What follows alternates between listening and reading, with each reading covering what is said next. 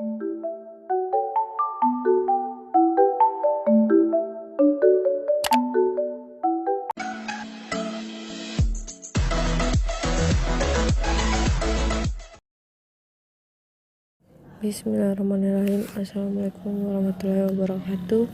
Perkenalkan, kami dari kelompok genap akan mempresentasikan hasil review artikel kami. Kami beranggotakan 3 orang, yaitu pemateri pertama Siti Fatana Surahman, pemateri kedua Nuraisa Sabrina Zahra, dan pemateri ketiga dengan saya sendiri Aula Karisma Insani. Baiklah, terima kasih atas kesempatan yang telah diberikan. Saya akan menjelaskan materi review artikel tentang kesehatan yang pertama, yaitu sikap peserta didik pada pembinaan kesehatan mental berbasis bimbingan konseling Islam. Mengidentifikasi masalah pendidikan merupakan upaya memahami persoalan asasi manusia dan kemanusiaan. Pendidikan itu sendiri merupakan suatu sistem yang terdiri dari berbagai subsistem yang tidak terpisahkan. Namun, kita dapat membedakannya. Subsistem tersebut yaitu pendidik atau yang membelajarkan, peserta didik atau yang dibelajarkan, lingkungan pendidikan atau tempat pembelajaran, serta tujuan pendidikan. Pendidikan merupakan proses memanusiakan manusia. Ini mengandung makna bahwa pendidikan merupakan upaya yang dilakukan oleh manusia untuk merubah kedudukan manusia. Tidak hanya sebagai makhluk biologis, tetapi juga makhluk berbudaya.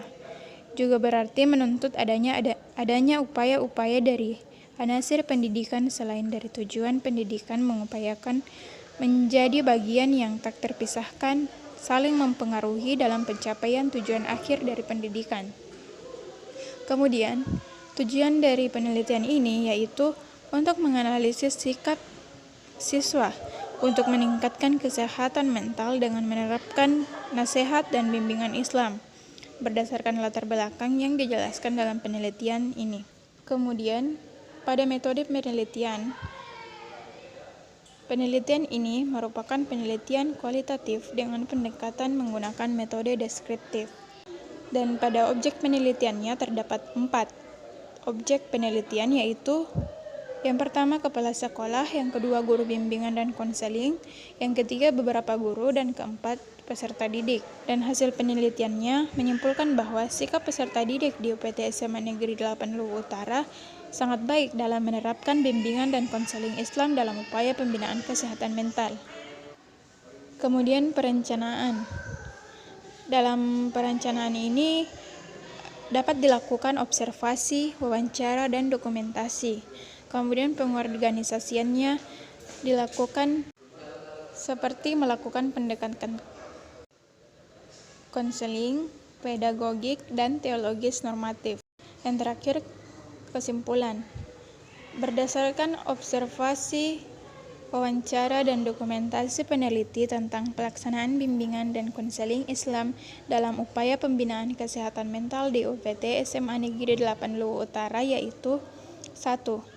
Dapat dilihat dari definisi operasionalnya, berjalan karena adanya proses, yaitu dalam bentuk kegiatan literasi Al-Quran setiap hari Rabu dan hari Jumat, salat berjamaah zuhur setiap hari, dan salat asar hari Senin, salat Jumat setiap hari Jumat, taklim dan tarbiyah atau terarah, terpadu dan berkesinambungan, face to face atau siswa atau siswi yang terdeteksi terlambat, tidak hadir, tidak ikut diberikan layanan khusus. Yang kedua dapat dilihat dari tujuan bimbingan dan konseling Islam. Semua kegiatan-kegiatan keagamaan yang merupakan penerapan bimbingan dan konseling Islam dalam upaya pembinaan kesehatan mental peserta didik dilaksanakan di lingkungan UPT SMA Negeri 8 Luwu Utara. Pengaruh edukasi tentang kesehatan reproduksi remaja terhadap pengetahuan dan sikap seksual pranikah di SMP Yayasan Pendidikan Cisarua Bogor. Kehamilan remaja di bawah usia 20 tahun merupakan masalah kesehatan reproduksi remaja yang menjadi perhatian berbagai kalangan saat ini, yang disebabkan karena adanya perilaku seksual sebelum menikah, sehingga menambah angka kematian ibu yang terjadi di dunia maupun di Indonesia.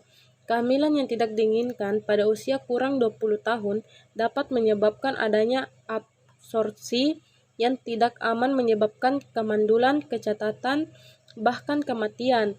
Perilaku seksual yang paling tinggi adalah berpacaran, dengan umur pertama kali berpacaran pada umur 15 tahun. Usia remaja 14-17 tahun, yang dimana pada rentang usia remaja ini dianggap kelompok yang berisiko untuk melakukan perilaku seksual dan rasa keinginan yang besar dan suka mencoba sesuatu. Kurangnya edukasi tentang kesehatan reproduksi remaja terhadap pengetahuan dan sikap seksual pranikah, maka perlu dari itu dilakukannya pendidikan kesehatan dengan salah satu jenis media pembelajaran. Berdasarkan unsur pokok yang terkandung di dalamnya adalah media audiovisual. Adanya peningkatan pengetahuan remaja dengan pemberian edukasi dengan media pembelajaran audiovisual. Berdasarkan pemaparan di atas, peneliti tertarik untuk melakukan penelitian untuk mengetahui pengaruh edukasi tentang kesehatan reproduksi remaja terhadap pengetahuan dan sikap seksual pranikah di SMP Yayasan Pendidikan Cisarua, Bogor tahun 2021. Metode penelitian. Desain yang digunakan dalam penelitian ini adalah penelitian kuantitatif dengan desain penelitian menggunakan pre-eksperimental design dengan menggunakan one group pretest dan potest design. Adapun objek penelitian yaitu remaja. Selanjutnya hasil penelitian. Hasil penelitian pertama diketahui bahwa nilai signifikansi pengetahuan sebelum diberikan edukasi sebesar 0,01 dan setelah diberikan edukasi dengan media audiovisual didapatkan nilai signifikansi sebesar 0,08, yang artinya di mana p-value 0,05, maka kedua data tersebut terdistribusi normal, maka uji bivariat yang digunakan adalah uji Poirot test. Yang kedua, bahwa nilai signifikansi sikap sebelum diberikan edukasi sebesar 0,056 dan nilai signifikansi sikap sesudah diberikan edukasi dengan media audiovisual sebesar 0,02, yang artinya di mana p-value 0,05, maka kedua data tersebut terdistribusi normal, maka uji bivariat yang digunakan adalah uji Poirot test. Yang ketiga, uji Poirot test didapatkan hasil min atau nilai rata-rata pada saat pretest sebesar 16,10. Kemudian terdapat peningkatan pada saat post-test dengan hasil min atau nilai rata-rata 18,68 dan didapatkan nilai signifikansi p-value 0,000a 0,05 dengan t hitung sebesar 14,110, yang berarti HO ditolak dan H1 diterima, yang artinya terdapat perbedaan signifikan tingkat pengetahuan kesehatan reproduksi remaja terhadap seksual pranikah siswa atau siswi SMP YPC Cisarua Bogor pada saat sebelum dan sesudah diberikan edukasi media audiovisual. Analisa pengaruh edukasi. Keempat, uji Poirot test didapatkan hasil min atau nilai rata-rata pada saat pretest sebesar 31,40. Kemudian terdapat peningkatan pada saat post-test dengan hasil min atau nilai rata-rata 39,23 dan didapatkan nilai signifikansi p-value-nya 0,000a 0,05 dengan t hitung sebesar 11,119, yang berarti HO ditolak dan H1 diterima, yang artinya terdapat perbedaan signifikan sikap siswa atau siswi SMP YPC Cisarua Bogor mengenai kesehatan reproduksi remaja terhadap seksual pranikah pada saat sebelum dan sesudah diberikan edukasi media audiovisual. Selanjutnya perencanaan. Perencanaannya yaitu memberikan pendidikan kesehatan dengan salah satu jenis media pembelajaran berdasarkan unsur pokok yang terkandung di dalamnya adalah media audiovisual terhadap remaja. Selanjutnya pengorganisasian. Berdasarkan penelitian, para tenaga kesehatan memberikan pendidikan kesehatan kepada remaja tentang kesehatan reproduksi remaja terhadap pengetahuan dan sikap seksual pranikah. Kesimpulan, berdasarkan hasil penelitian yang telah dilakukan, peneliti menganalisa bahwa adanya perbedaan signifikan pada pengetahuan dan sikap saat sebelum dan sesudah diberikan edukasi. dengan media audio visual dengan didapatkan nilai p-value 0,000A 0,05, maka dapat dikatakan bahwa ada pengaruh edukasi tentang kesehatan reproduksi remaja terhadap pengetahuan dan sikap seksual pranikah di SMP Yayasan Pendidikan Cisarua Bogor tahun 2021. Baik, saya akan mempresentasikan hasil review artikel saya, yaitu keberadaan bakteri pengurai bahan pencemar organik pada air limbah domestik Pulau Kodingareng. Setiap aktivitas manusia pada umumnya menghasilkan limbah buangan yang dipengaruhi oleh jumlah penduduk dan kian meningkat dari tahun ke tahun. Permasalahan air limbah di Indonesia menjadi salah satu permasalahan yang serius. Masyarakat Indonesia sebagian besar membuang air limbah domestiknya langsung ke lingkungan atau badan-badan air seperti laut. Penerapan pengolahan air limbah dapat dikatakan jauh dari harapan. Diperkirakan masalah limbah akan menjadi krisis baru dunia di masa yang akan datang. Bukan tanpa alasan, mengingat bentuk, sifat, serta jumlah dari limbah yang dihasilkan semakin lama semakin meningkat. Air limbah yang semakin meningkat ini akan bermuara ke laut dan laut akan semakin dipenuhi oleh limbah. Salah satu cara yang dinilai aman dan tidak mengganggu lingkungan adalah penanganan air secara mikrobiologis. Maka dari itu, tujuan utama dari penelitian ini adalah untuk mengetahui bakteri yang berpotensi sebagai pengurai bahan pencemar organik pada air limbah masyarakat Pulau Kodingareng. Adapun metode penelitiannya, yaitu jenis penelitian yang digunakan pada penelitian ini adalah penelitian kuantitatif observasional dengan pendekatan deskriptif. Adapun objek penelitiannya yaitu limbah Pulau Kodingareng. Hasil penelitiannya yaitu menunjukkan bahwa pada semua titik sampel memiliki temperatur yang optimum untuk pertumbuhan bakteri, yaitu 25 derajat Celcius sampai 35 derajat Celcius. Ditinjau dari derajat keasaman atau pH, sampel yang didapatkan dari RW 3, 4, RW 5, dan RW 6 memiliki pH optimum untuk bakteri pengurai amonia, yaitu berkisar antara 7,5 sampai 8,5.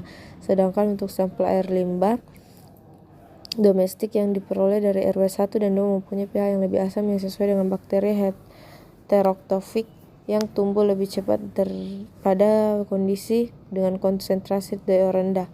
Bakteri yang teridentifikasi yaitu Escherichia, Acinetobacter whoefi, Acinetobacter homolyticus, Peteomirabilis, dan Pseudomonas.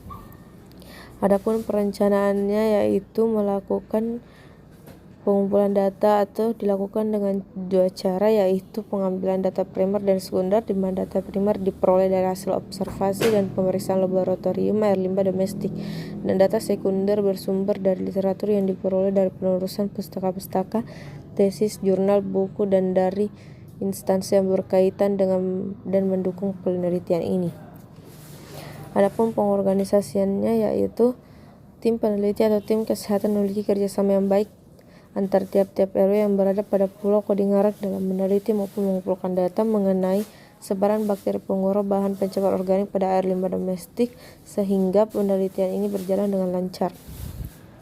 Adapun kesimpulannya yaitu berdasarkan hasil penelitian dan pemeriksaan sampel air limbah domestik Pulau Kodingareng, Kecamatan Kepulauan Sangkarang, Kota Makassar tahun 2021, bahwa suhu tertinggi yang didapatkan pada pengukuran suhu air limbah domestik Pulau Kodingareng adalah 27 derajat Celcius, yaitu pada RW 4 dan RW 6. Sedangkan suhu terendah adalah 26 derajat Celcius pada RW 1, 2, 3, dan 5. pH tertinggi yang didapatkan pada pengukuran pH air limbah domestik Pulau Kodingareng adalah 8, yaitu pada RW 4, dan sedangkan pH terendah adalah 6,1 didapatkan pada sampel RW 2. Jenis bakteri pengurai bahan pencemar organik yang teridentifikasi pada air limbah domestik Pulau Kodingareng yaitu telah dijelaskan pada hasil penelitian. Maka cukup sekian yang dapat kami presentasikan. Mohon maaf jika banyak kekurangan. Wassalamualaikum warahmatullahi wabarakatuh.